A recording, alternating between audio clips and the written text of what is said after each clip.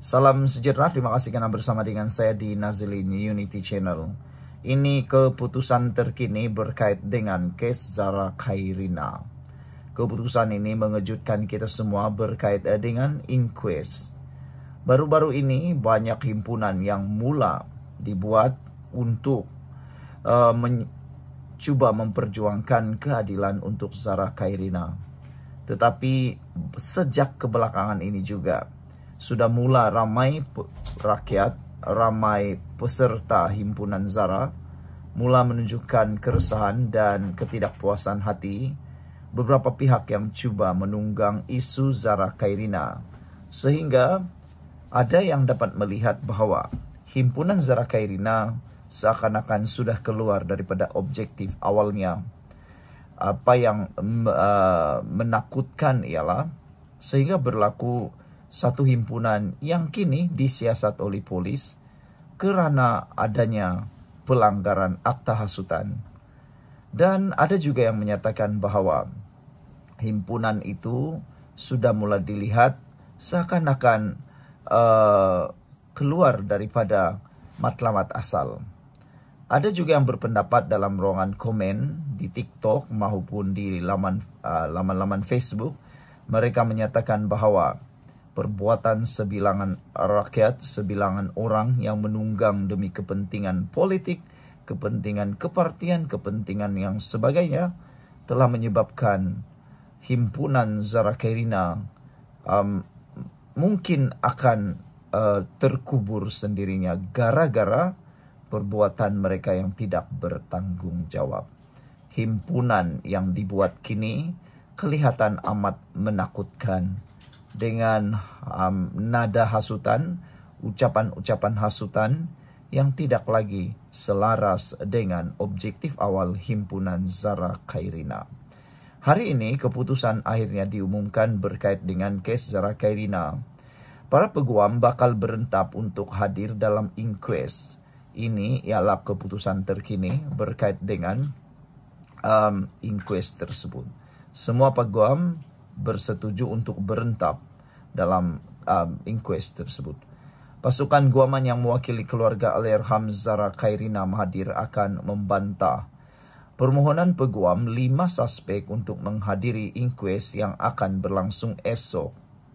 Menurut peguam Rizwan Dian M. Borhan, pasukannya menjangkakan peguam suspek akan memohon sekali lagi untuk hadir sebagai pihak berkepentingan di dalam inquest, dan jika itu berlaku kami akan bantah sekali lagi seperti mana sebelum ini.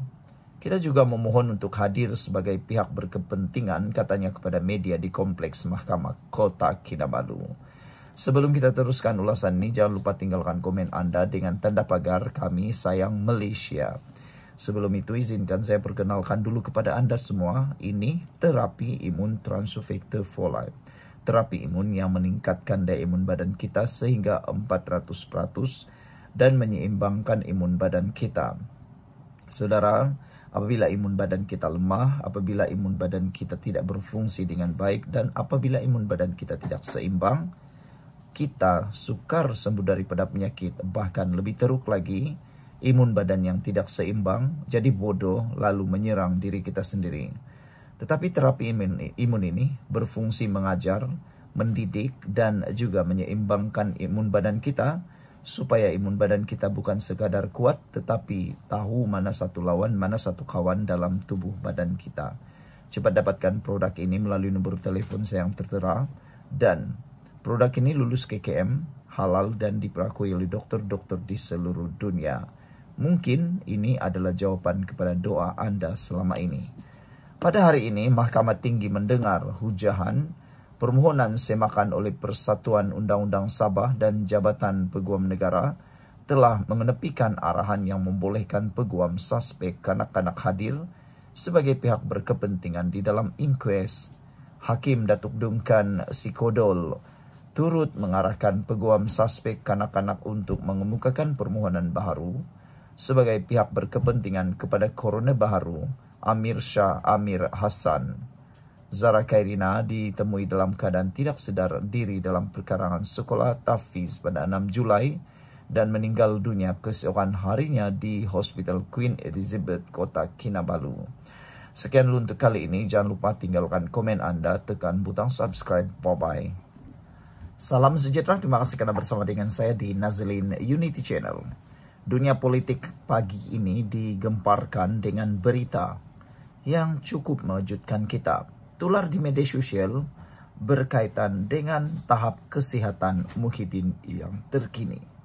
Ada yang mula menyebarkan berita kononnya Muhyiddin bakal letak jawatan sebagai Presiden Parti Bersatu kerana keadaan kesehatannya.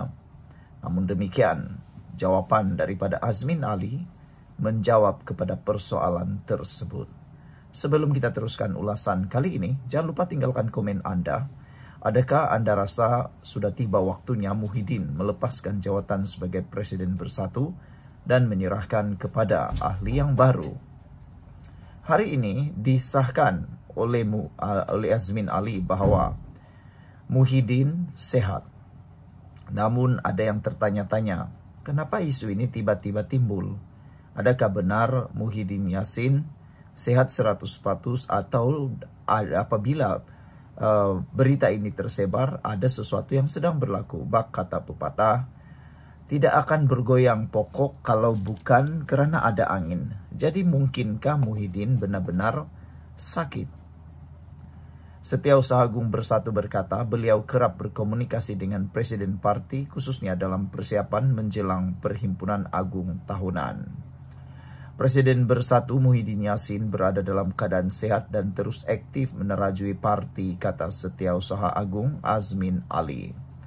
Azmin berkata beliau kerap berkomunikasi dengan Muhyiddin, khususnya dalam persiapan menjelang Perhimpunan Agung Tahunan Bersatu yang akan berlangsung hujung minggu ini. Sebelum kita teruskan ulasan kali ini, jangan lupa tinggalkan komen Anda dengan tanda pagar Kami Sayang Malaysia. Sebelum itu izinkan saya berkongsi kepada Anda semua, ini terapi imun Transfective for Life. Terapi imun yang meningkatkan daya imun badan kita sehingga 400%. Secara umum dan ringkasnya, apabila imun badan kita lemah, apabila imun badan kita bodoh, apabila imun badan kita bertindak melebih-lebih, maka badan kita tidak sembuh dan kita akan kena penyakit, sukar sembuh daripada penyakit. Dan paling teruk, imun badan kita menyerang diri kita sendiri. Tetapi terapi imun ini mengajar, mendidik, dan menyeimbangkan imun badan kita, sehingga imun badan kita dapat mengenal mana kawan dan mana lawan dalam tubuh badan kita. Terapi imun ini juga menyeimbangkan imun badan kita supaya imun badan kita berfungsi dengan optimum. Cepat dapatkan produk yang hebat ini melalui nomor telefon saya yang tertera. Produk ini lulus KKM, diperakui oleh dokter-dokter di seluruh dunia, halal. Mungkin selama ini Anda berdoa untuk pemulihan dan penyembuhan penyakit Anda. Tapi mungkin ini adalah jawaban kepada doa Anda selama ini. Saudara-saudara sekalian, Azmin Ali juga mengulas menyangkal dakwaan oleh bekas Setiausaha Bersatu Selangor, Hasni Zam Adham di Facebook minggu lalu menyatakan Muhyiddin dilaporkan dimasukkan ke hospital disebabkan masalah kesehatan.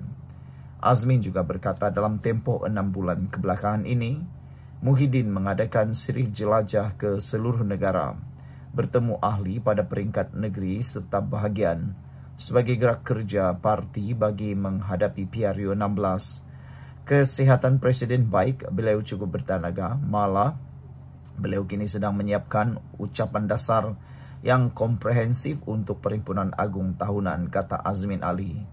Jadi tidak timbul masalah kesehatan beliau. Saya kira beliau bersedia untuk terus memimpin parti lebih aktif, katanya. Azmin berkata Perhimpunan Agung Tahunan akan diadakan pada 6 dan 7 September ini. Katanya perhimpunan itu akan menjadi landasan penting untuk parti mengkaji semula prestasinya, memantapkan latihan jentera di segenap lapisan, serta memperkukuh kerjasama strategik bersama rakan komponen dalam Perikatan Nasional PN.